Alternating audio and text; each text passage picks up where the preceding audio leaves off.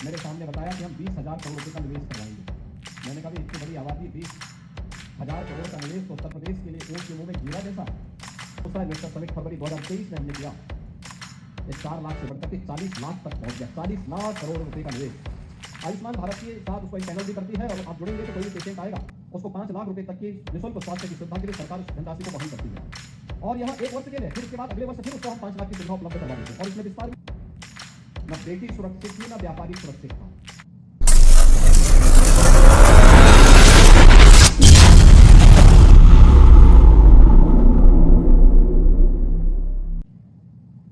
क्योंकि निवेश की पहली शर्त होती है कानून का राज, स्वयं को भी सुरक्षा मिले लेकिन पूंजी भी सुरक्षित रहे।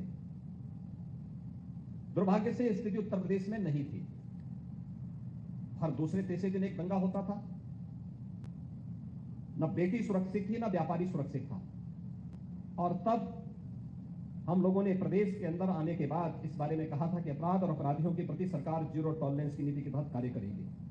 और मुझे प्रसन्नता है कि हम लोगों ने इस दिशा में जो कदम उठाए, आज देश उसे एक मॉडल के रूप में स्वीकार करती है, उसे इस बात के लिए मानती है कि सुरक्षा के लिए देना आवश्यक थे।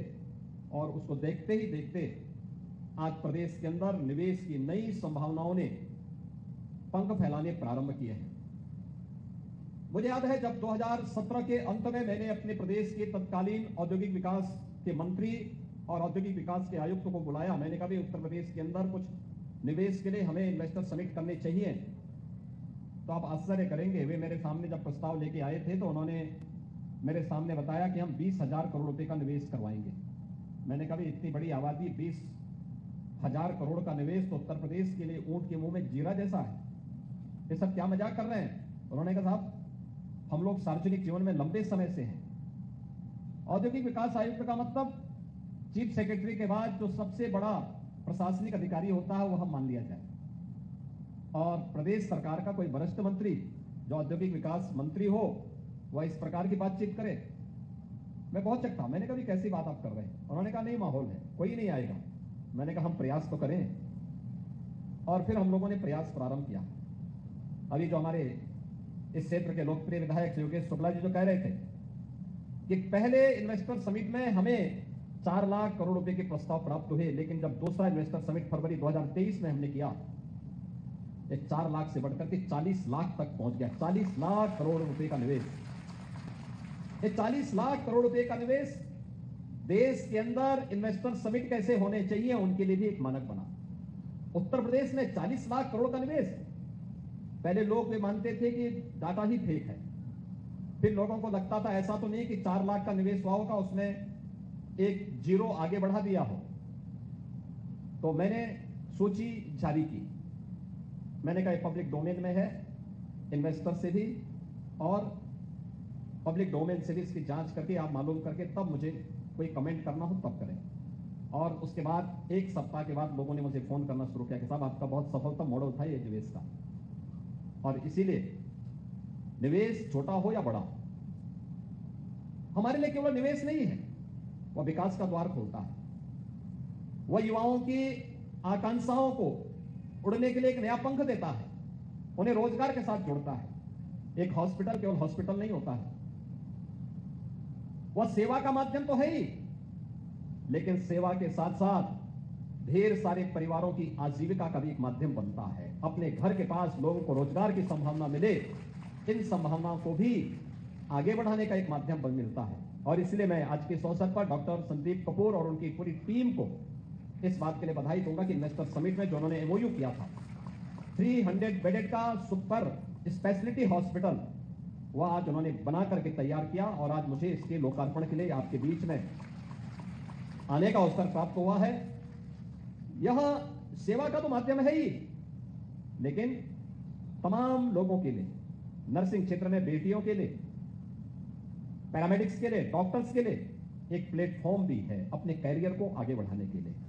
रोजगार की संभावना, नौकरी की संभावना, हाउसकीपिंग स्टाफ में तमाम लोग रखे जाएंगे, जिन रखे गए होंगे, जो लोग यहाँ के माध्यम से अपने परिवार की आजीविका को सम्मानजनक ढंग से आगे बढ़ाने में जिन्हें मदद मिलेगी।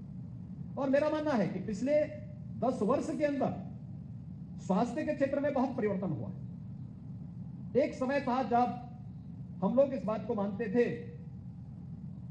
कि स्वास्थ्य के लिए आवश्यक होगा कि स्वास्थ्य की सेवा फ्री में होनी चाहिए। आज तो प्रधानमंत्री आयुष्मान भारत की योजना और मुख्यमंत्री आयुष्मान भारत की योजना, अकेले उत्तर प्रदेश में हम लोगों ने 5 करोड़ 11 लाख लोगों को गोल्डन कार्ड जारी किए हैं। जो लोग 5 लाख रुपए की स्वास्थ्य की सेवा किसी भी इम्पैनल्ड हॉस्पिटल में जाकर के ले सकते हैं, कोई उन्हें दिक्कत नहीं। हम लोगों ने राज्य सरकार के स्वास्थ्य के केंद्रों को भी उनके सुदृढ़ीकरण के दिशा में कदम बढ़ाए हैं। लखनऊ में एसजीपीजीआई, केजीएमयू और आरएमएल और अन्य हॉस्पिटल्स की सेवाओं में विस्तार किया गया। आधुनिक सुविधाएं वहां पर दी, लेकिन एक स्वस्थ प्रतिस्पर्धा बनी रहे, केवल सरकार पर ही लोगों की निर्भरता न रहे, बल्कि निजी क्षेत्र भी इसके लिए आगे आए। और जहां पर जो व्यक्ति यहां पर अपनी स्वास्थ्य की सेवा, अपना स्वास्थ्य लाभ प्राप्त करने के लिए वह उस धनराशि को वहन नहीं कर सकता, वहां सरकार उसके साथ खड़ी है। इसके लिए प्रधानमंत्री आयुष्मान भारत योजना प्रधानमंत्री मोदी जी ने देशवासियों को दिया है। हम इसके लिए मोदी जी का हृदय से आभार व्यक्त करते हैं। लेकिन बहुत सारे लोगों को हम लोगों ने राज्य से भी मुख्यमंत्री आयुष्मान भारत की योजना के साथ जोड़ा है, और मुख्यमंत्री जन आरोग्य योजना के साथ जोड़ने के साथ ही हमारे जनप्रतिनिधिगण या कोई पीड़ित स्वयं भी मुझे पत्र लिखता है कि मुझे उपचार करने के लिए मेरे पास और कोई माध्यम नहीं है, मुझे धनराशि चाहिए, तो मैं मुख्यमंत्री राहत कोष से भी उन्हें धनराशि उपलब्ध करवाता हूं। आप आश्चर्य करेंगे कि अब तक मैंने 1,88,000 लोगों को निःशुल्क स्वास्थ्य की सुविधा उपलब्ध कराने के लिए मुख्यमंत्री राहत कोष से धनराशि उपलब्ध करवाई है। यह सुविधा आज इस रूप में प्राप्त हो रही है। मुझे लगता है कि हर व्यक्ति को एक निश्चिंतता होती है कि हां, मैं भी उपचार का लाभ प्राप्त कर सकता हूं, और उस उपचार का लाभ प्राप्त करने के लिए सरकार की इन सुविधाओं को जोड़ने के लिए जब डॉक्टर्स की एक टीम इस दिशा में कार्य करती है, तो उसके परिणाम भी उसी प्रकार से सार्थक होते हुए दिखाई देते हैं। यहाँ पे लखनऊ में स्वामी विवेकानंद पॉलीक्लिनिक से चली यात्रा आज हेल्थ सिटी विस्तार तक पहुंचते पहुंचते एक 300 बेडेड सुपर स्पेशलिटी हॉस्पिटल के रूप में हम सबके सामने देखने को मिल रहा है। और मेरा मानना है कि हमें लखनऊ जैसी सिटी, ये केवल लखनऊ वासियों के लिए नहीं, ये प्रदेश की सबसे बड़ी सिटी है, लेकिन प्रदेश की सबसे बड़ी सिटी होने के साथ साथ प्रदेश की राजधानी भी है। प्रदेश की राजधानी में आज मेट्रो की, पब्लिक ट्रांसपोर्ट की बेहतरीन सुविधा यहाँ के लखनऊ वासियों को प्राप्त हो रही है। हम लोगों ने पब्लिक यहाँ पे जनता की सुविधा के लिए यहाँ पे यातायात की बेहतरीन सुविधा प्राप्त हो, एक ग्रीन कॉरिडोर हम लोग गोमती नदी के पैरेलल तैयार कर रहे हैं, जिससे जाम की समस्या का समाधान हो, और किसान पथ, शहीद पथ के साथ साथ एक रिंग रोड के बाहर उपलब्ध करवाया जा रहा है। प्रदेश भर से लोग अपनी स्वास्थ्य की आवश्यकताओं की पूर्ति के लिए लखनऊ आते हैं। उन सब की भी आकांक्षा होती है कुछ अच्छा हॉस्पिटल हो, अच्छी जगह हो, लोगों को साधन चाहिए, और उसके लिए अगर डॉक्टर्स की टीम स्वयं इसको आगे बढ़ाने का काम कर रही है, तो उसके परिणाम उसी रूप में देखने को मिलेंगे, क्योंकि उनके पास एक प्रैक्टिकल नॉलेज होता है, एक व्यवहारिक जानकारी उनके पास होती है, और व्यवहारिक जानकारी के माध्यम से वे तय कर सकते हैं कि हाँ, हम इसके माध्यम से लोगों को ये सुविधा यहाँ पर प्रदान कर रहे हैं। और मुझे लगता है कि यह जो प्रयास प्रारंभ किया है हेल्थ सिटी विस्तार के रूप में, यह हॉस्पिटल यहाँ पर तमाम प्रकार की सुविधाएं देगा। मैं डॉक्टर कपूर और उनकी टीम को इस बारे में कहूंगा कि वे जरूर आयुष्मान भारत के लिए भी स्पेस इसमें रखें। गवर्नमेंट 100 बेडेड किसी भी हॉस्पिटल को जो सरकार के व्यवस्था के तहत कार्य करना चाहता है, आयुष्मान भारत के साथ उसको इम्पैनल भी करती है, और आप जुड़ेंगे तो कोई भी पेशेंट आएगा उसको 5 लाख रुपए तक की निःशुल्क स्वास्थ्य की सुविधा के लिए सरकार उस धनराशि को वहन करती है। और यह 1 वर्ष के लिए, फिर उसके बाद अगले वर्ष फिर उसको हम 5 लाख की सुविधा उपलब्ध करवा देते हैं, और इसमें विस्तार भी होने जा रहा है। साथ साथ अगर फिर भी पेशेंट के पास सुविधा नहीं है, गरीब है, तो मुख्यमंत्री राहत कोष से भी हम उसे धनराशि उपलब्ध करवाते हैं, क्योंकि हर व्यक्ति को स्वास्थ्य की सुविधा प्राप्त करने का अधिकार है। उसकी पारिवारिक स्थिति, उसके अपने खर्चे हैं, बहुत सारी उसकी आवश्यकताएं होती है, सरकार उसमें सहयोग करेगी। तो आज ये स्वस्थ प्रतिस्पर्धा निजी क्षेत्र को भी और सरकारी क्षेत्र में चलने वाले संस्थान मिलकर के कार्य करेंगे, तो हम न केवल उत्तर प्रदेश बल्कि अगल बगल के राज्यों की आवश्यकताओं की, स्वास्थ्य क्षेत्र की उनकी आवश्यकताओं की पूर्ति करने में हमें सफलता प्राप्त होगी। आज के इस अवसर पर हेल्थ सिटी विस्तार के लिए डॉक्टर संदीप कपूर और उनकी पूरी टीम को मैं एक बार फिर से हृदय से बधाई देता हूं। इस कार्य के लिए उनका अभिनंदन करता हूं कि उन्होंने प्रदेश सरकार से जो MOU किया था, अब जो लोग MOU पर संदेह करते हैं वे आकर के हेल्थ सिटी विस्तार को देखें, कितना शानदार हॉस्पिटल बना हुआ है।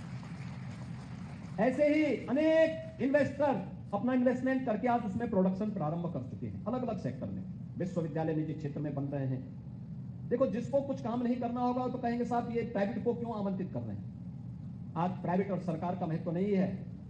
आप सरकार की उस व्यवस्था से जो 2017 के पहले थी, जहां ना डॉक्टर थे, ना पैरामेडिकल थे, ना नर्सिंग स्टाफ था, ना वहां पे कोई बुनियादी सुविधाएं लोगों को मिल पाती थी, आज जहां उसको अच्छा किया गया है, वहीं साथ साथ निजी क्षेत्र के लिए भी आयुष्मान भारत और मुख्यमंत्री जन आरोग्य योजना जैसी योजनाओं के माध्यम से ढेर सारी सुविधाएं उपलब्ध करवाने का कार्य हुआ है। और मुझे लगता है इनका लाभ भी लेने की आवश्यकता है, इनके माध्यम से लोगों को जोड़ने की आवश्यकता है। और मुझे लगता है कि यह इन्वेस्टर समिट का एक प्रतिफल यहां पर हेल्थ सिटी विस्तार के रूप में हमें गोमती नगर विस्तार में देखने को मिल रहा है। मैं इसके लिए डॉक्टर संदीप कपूर और उनकी पूरी टीम को हृदय से बधाई देता हूं, उनका अभिनंदन करता हूं। हॉस्पिटल का उद्घाटन हुआ और मुझे लगता है कि उद्घाटन की पूर्णाहुति में बरसात भी हो रही है, तो इससे अच्छा कार्य, उसका मतलब पवित्र हृदय से उन्होंने कार्य किया है, अच्छे हृदय से उन्होंने काम किया है। उसका फल यहाँ के वासियों को प्राप्त होगा, यहाँ के नागरिकों को प्राप्त होगा और सरकार भरपूर सहयोग इस पूरे कार्य के लिए उन्हें प्रदान करेगी। आप सबके प्रति इस अवसर पर मैं अपनी शुभकामनाएं देता हूं। धन्यवाद।